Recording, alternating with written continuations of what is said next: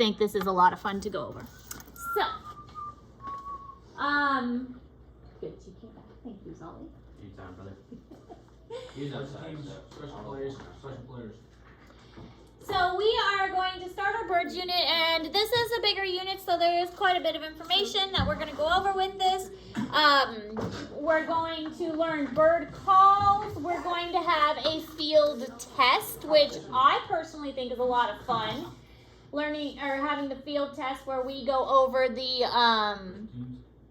we go outside and we identify birds outside for our field test, and we'll walk around quite a bit, especially now that the weather is getting quite a bit nicer, things like that. I have a question. What's your question? Can we have a bird call competition? Who can do the best call? Yeah. Maybe. But extra points. I just gave you guys a big extra credit assignment. Yeah, you see I turned that in? I didn't see. Did you turn it in? Yeah. Good for you. Appreciate you. I'll give you lots of points for that. Yeah, appreciate All right, we have gone quite a ways on this. We have only got 2 things left. Look at all the stuff we've learned. Please How hurry much this you up. guys have learned. You're so brilliant. Yeah. I didn't get kicked with that. I ain't gonna lie, I We are just down to mammals and birds, the last 2. So we have come quite a ways as far as information and species. It's taken us a year to get here, but we managed it. So we are down to Aves. Aves is birds. So I might use the 2 terms interchangeably, but Aves and mammals are the 2 most advanced groups of animals. And we have how many days left of school? Like 28, something like that. 26 It's Yeah, like 26. We have 26 days to learn about birds and mammals, the 2 most fun groups of animals. We still have a birds dissection and we have a mink dissection. So we are cutting it down to the wire for these 2. All right, so you've got a few fun names to learn about. Aves is the class, but there are a lot of different bird groupings. The good news is with birds, we call them a lot of times by their group. So a lot of the songbirds are called passerines. Raptors are the ones like owls and hawks. They're kind of in that group called raptors. But then we have some other ones like waterfowl. They're called anseriformes. So there's a couple groups like that that we'll be learning about. We're going to learn about their internal structures, obviously. Oh, that reminds me, I printed off your dissection prep. we're gonna talk about turkeys. But I left it on the printer, so I have to go get it in a moment. I can go grab it. We'll grab it in a moment after yours, but that would be appreciated. And we will be doing a dissection on a pigeon. And then for mammals, of course, like I said, we're going to be doing a mink dissection. Do you want a turkey to dissect? You hunt turkeys, don't you? Yep. I can tell you all about turkeys. Well, they look the same as a pigeon inside. Do they really? It's bigger. They're birds. They all look the same inside. It's bigger. So you'll be great at this dissection. Oh, I'll be amazing. Yeah, you'll tell me all the parts. I'll be like, what's this? And you'll tell me. I got you. Now, as far as classification goes, birds are most closely related to what group of animals? Dinosaurs. Actually, yes, they're related very closely to dinosaurs and reptiles. Shit. Of all the reptiles, they're most closely related to crocodiles and alligators. They share a lot of the same features, including a 4-chambered heart and parental care. They do have scales on them as well, so scales on the leg area. So we'll talk about that and get into that also. So here is kind of a chart showing how things have branched off, but mammals branched off later on. Birds are more down here next to the reptile area. That's a big old turkey. It is very That is a big. pretty big, good old time right there. Right there. I got one on camera this morning. Did you? You wanna see it? I do. We got one in our front yard. He calls in all the other ones. I'll shoot it. I didn't know This there ain't were seen no these. good ones to shoot yet, so Close up. Oh, that is cool. Is that on your land? My cousins. You know J Score? Mm-hmm. It's on his land. That is cool. Heck yeah, brother. Now you Nice probably want to little go turkey. shoot it, huh? Huh? Now you probably want to go shoot it. Oh, absolutely. Do you have to track turkeys like deer? You have to Nah, turn in they how just many? drop. Because you shoot him in the head. You shoot them. Well, no. What I mean is like with deer, you have to turn in how many you've caught. Oh, limited. Yeah, you gotta do yes. that. Okay. Yes. That's what I meant. Because I You know gotta tag 'em. with deer, you have to say I caught this many. So Shot. But Yeah. whatever. you catch fish. You. See, my thing is My that sister says the same thing. It's her. if there's a deer in the water and you shoot it, you have to. What is? Technically, did you fish for it or? You have to what fish did it out, yeah. Yeah. But my sister would be like, "Did you catch any deer?" I'm like, "No, I was too slow." I shot She's like, one. "You know what I meant." AG showed me a video when he was out in the woods though, and a deer ran right at him. Yep. He could have caught that one. I had a deer run 5 yards at me. I was like, "Oh, stop!" I've had one No, stop caught and just them. like throw its feet down and just and then freaking Yeah. take off. I was pretty scared, not gonna lie. I was like, this thing runs at me. I got 2.3 seconds to respond and pull this bow back. I'm videoing my turkey hunts, so I'll show the video to everyone. I would like to see that. Nerd.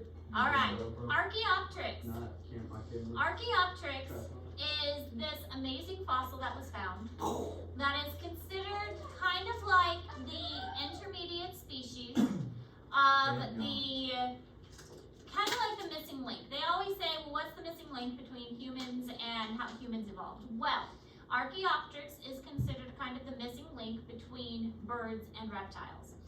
It was, and we'll look at a picture of this fossil in a moment. It had a reptile-like tail and it has claws, but what's really unique about this fossil is the distinctive impression of feathers. You can see the feathers in the rock. You can also see a beak, but there is also evidence of teeth within the beak. So it's almost a perfect crossover between a reptile and a bird.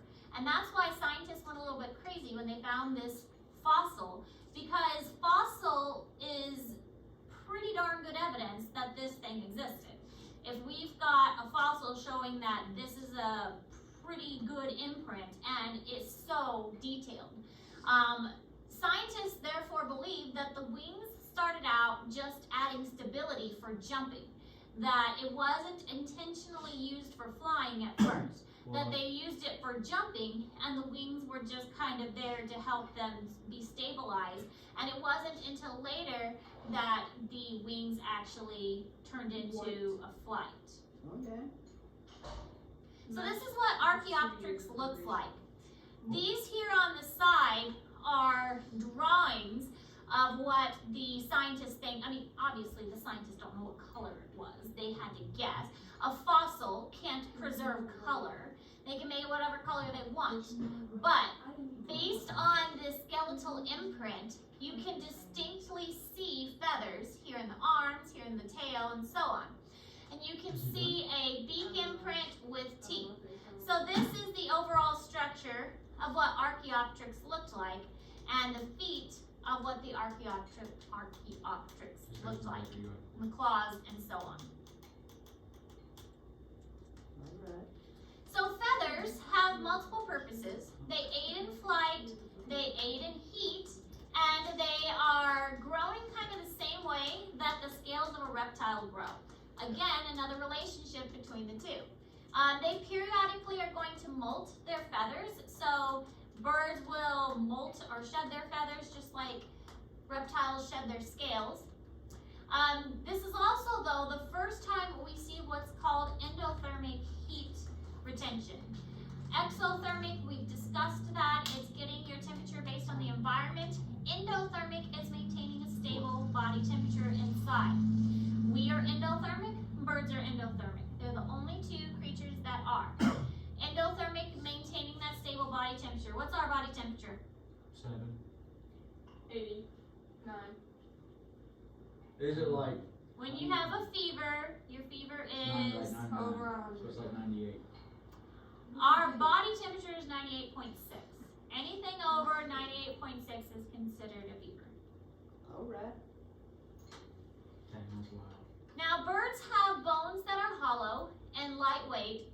but they're strong at the same time. They have to have hollow, lightweight feathers because otherwise they wouldn't be able to fly. The hollow feathers are, don't think that it's like hollow like a straw, because if it was hollow like a straw, then that means that it would be easy to break. But it's hollow, and then it's got like a networking cross pieces inside, and we'll look at a picture of that in a moment too. And this is providing support, so it's actually quite strong inside of it. But if it was too heavy and the bones are too dense, then that would make it difficult for them to be able to fly. Bye, see you later. Have a good weekend. You too. So the bones being more lightweight allows for them to fly. They also have what's called a keeled sternum. So your sternum is the bone that's in the middle of your chest, and that is what your pectoralis muscles attach to. Your pectoralis muscles is what allows you to do this and move your arms this way. The reason that it's keeled in a bird, keeled means that it goes outward, is that there are large muscles in a bird that have large pectoralis muscles. And so that is a flight muscle that allows them to flap their wings. And so they have to have really large muscles to flap their wings, and they need that attachment to be very, very secure for flight. So they have a very large bone that projects out from their sternum so that the flight muscles can attach to it so that they can flap their wings and be able to fly really well. So it's called a keeled sternum. So all these structures are all basically techniques that allow them to fly. Now, just because they have feathers doesn't mean that all feathers are the same. They actually have different kinds of feathers. These stiffer feathers that are shown here are flight feathers. Some of them are used on the wings, some of them are used on the tail, but they help them to navigate through the air. They're going to have more of these softer feathers closer to the body that is going to keep them warm. So these are downy feathers to keep them warm.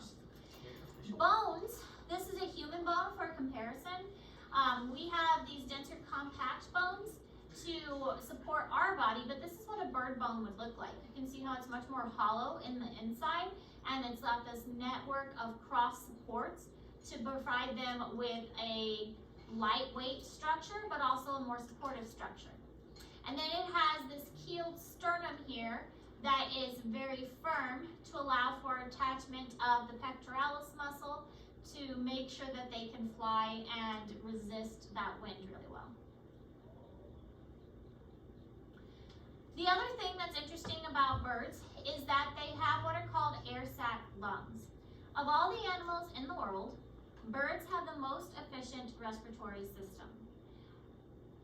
We have lungs, of course, but our lungs are not even as good as birds. Flying requires a lot of energy, So they need to have good oxygen supply in order to maintain that energy. And having the air sac lungs allows them to do that. We will actually get into this a little bit more a little bit later on. But when we breathe, we've always got stale air in our lungs so that we never have super efficiency. But birds do. Birds always have super efficiency with their breathing. Birds also have a 4-chambered heart. Which animal of the reptiles had a 4-chambered heart? Crocodile. Crocodile. Crocodiles, alligators, caimans had a 4-chambered heart. So now we see that in crocodiles, alligators, caimans, and now we see it in birds, and of course mammals also have a 4-chambered heart. The most efficient kind again, because it keeps the oxygenated blood and the deoxygenated blood separate. Birds do lay eggs. There are not any exceptions I can think of.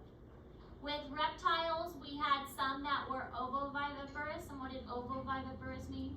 Made it look like a live birth. Yeah, so they had the eggs hatch inside, and it looked like they had live babies when they really didn't. So there were some that were ovoviviparous, and they laid the eggs with the hard shells, or they laid the eggs inside, and it looked like they had live babies. But with birds, I can't think of any examples where they don't lay eggs. I believe all birds lay eggs, to the best of my knowledge.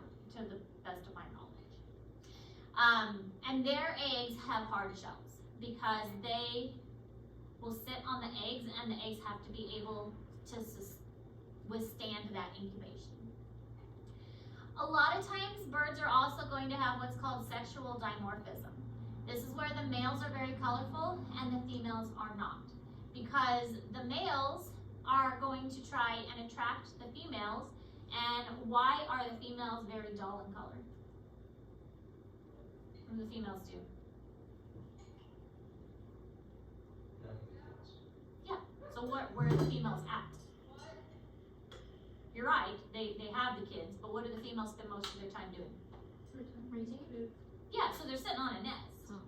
Yeah, so they want to camouflage with the nest. They don't want to stand out. If they stand out and they're sitting on a nest, they are drawing all the predators to their nest. So their job is to camouflage and blend in so that they're not attracting attention to their nest and to their young.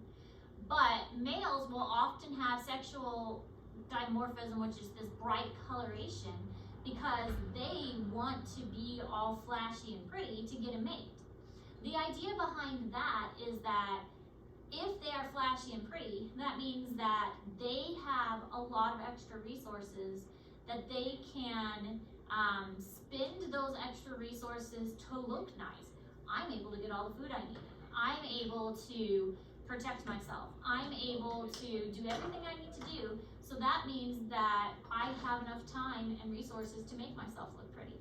And therefore, you want to mate with me because I've got good genetics, and those good genetics will go to your offspring. So come mate with me because I've got the good genes. And that's the whole reason for sexual dimorphism. If an organism has enough time to spend on making himself all cool looking, then that must mean he's got good genetics to pass on. And the female must want that. So here's what the lungs look like in a bird. They do have a regular set of lungs, but then they have all of these sac lungs that go around it. And as I mentioned in one of the videos we're going to watch a little bit later on, it has it shows the way that the air moves through the lungs. It's so efficient that there's never any stale air, and everything that moves through is fresh. Here's what the heart looks like, a 4-chambered heart, keeping the oxygenated and the deoxygenated blood separate. Eggs are coming in a multiple variety of colors. So this is just showing some of the different colors. A lot of times around here, we're gonna see this bright blue color. What bird has this bright blue color? Bluejays. What'd you say? Bluegills? Jays. Oh, blue jays. You really like blue. No, it's Ike. Ike likes blue jays. He makes this noise when he hears about blue jays. Isn't it like a robin or something? Robin. Robin has these bright blue colors. I suppose. Good enough, guys. Good job. May I use the bathroom? Yes. Sparrows usually have these like little white ones. A lot of these larger ones are probably like water birds. They're called waterfowl. Some of these speckly ones may be shorebirds because they look like rocks and they'll blend in with the rocks, so they'll lay their eggs on the ground. More of these brightly colored ones are probably going to be in a nest. A lot of the speckly ones will be ground nesting birds because they look more like eggs. And here's an example of sexual dimorphism, a male versus a female. These are the same species, but the male is very brightly colored and the female is very dull in appearance, just so that the female is going to lay or sit on the nest and the male is just trying to attract the attention. So other things that you should know about birds is altricial versus precocial. So altricial, and if you think about it, this makes a lot of sense. You've all seen baby birds. Some baby birds, like the ones that you see in a nest in a tree, they're tiny. All they've got is a really big what? Body. Head. Yeah, and a huge mouth. Yeah. Their mouth stands out so that they can get fed by the mom. The mom sees the mouth and shoves some food in it. That's really all they have. That's an altricial bird. They're blind, they don't have feathers, they're helpless, they have a big mouth. This is the birds that are in the nest in the trees. They're called songbirds mostly. And the mother really takes care of them. Sometimes the dad helps too, and they just alternate feeding them. They're sitting on the nest. And altricial birds spend a lot of time in the nest and they need a lot of parental care. This is versus precocial birds. Precocial birds are the ones that are typically on the ground. They need to be able to get up and get moving because they're on the ground. And they need to be able to move away from predators. This is usually going to be things like chickens or ducks or geese or birds that live near water.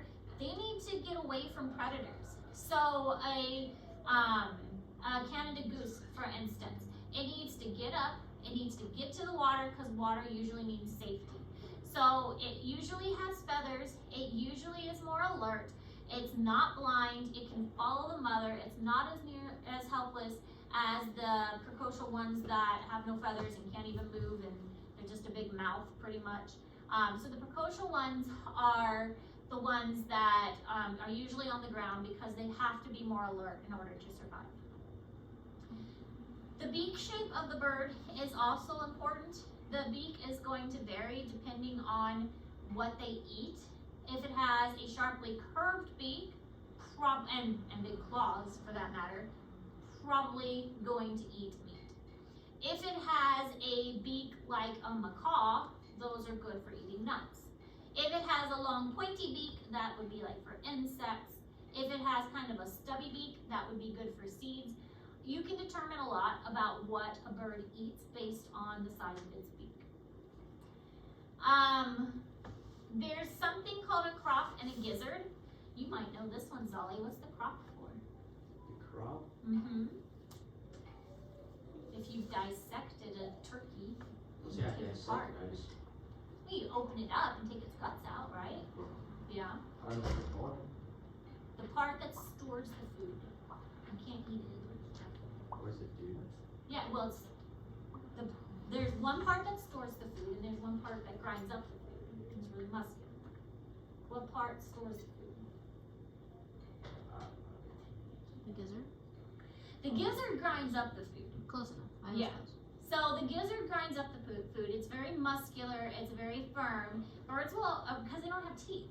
Birds don't have teeth. They can't chew their food. So you've got this bird that eats seeds. Well, how is it gonna grind up the seeds? So that's what the gizzard is for. They actually eat small rocks, and those rocks go into the gizzard. And so within the gizzard, there's this big muscle that's churning up everything. And the rocks go in there too. And it's just churning up with the rocks. And the seeds will go in there and it'll get all churned up. And that's what the gizzard does.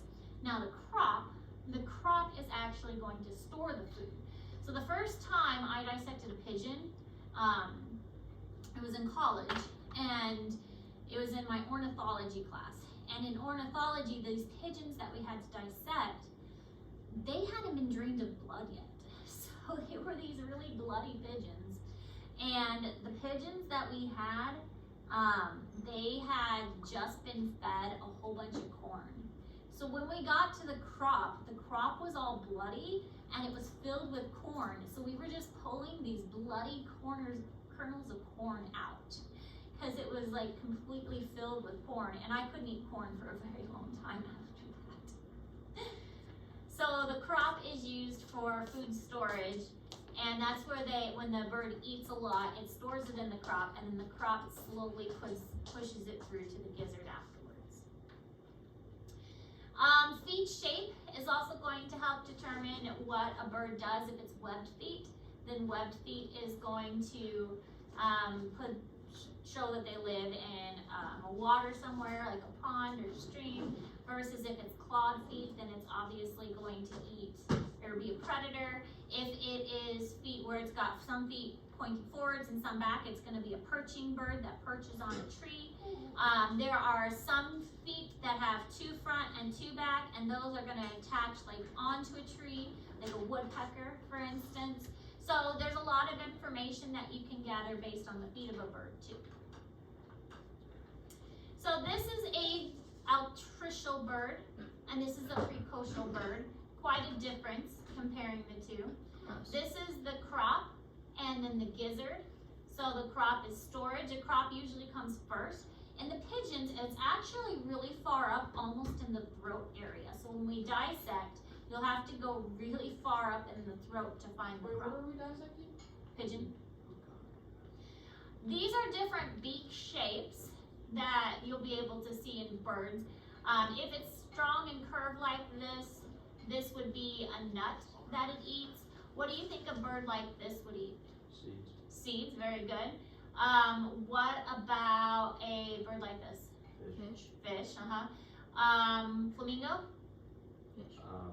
Fish. Don't they eat fish? They might eat some fish, but mostly invertebrates because their head turns down and then it goes back like and forth like this in the water.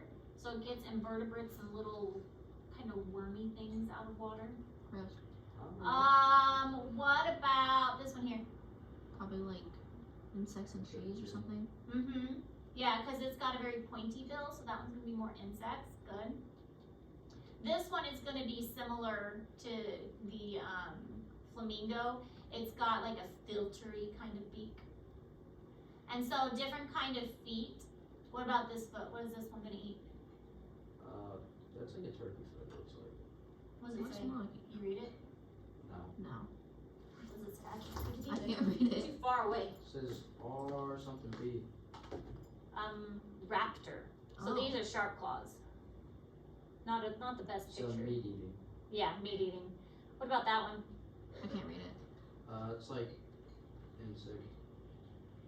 This one would be more insect because this is like just a regular bird foot. But these two would be, this is kind of a lobe. These two would be more water birds, Yeah. like webbing. I knew the one on the far right was Yeah, top. that's definitely webbing. This one's kind of, this is a grebe or a loon kind of foot. They're kind of weird. They're kind of webbed one. Alright. All right. So, any questions on any of that? That's just kind of a brief overview today. Any questions? No. We are going to start our dissection prep. It looks like probably next Friday is when we'll get around to dissect.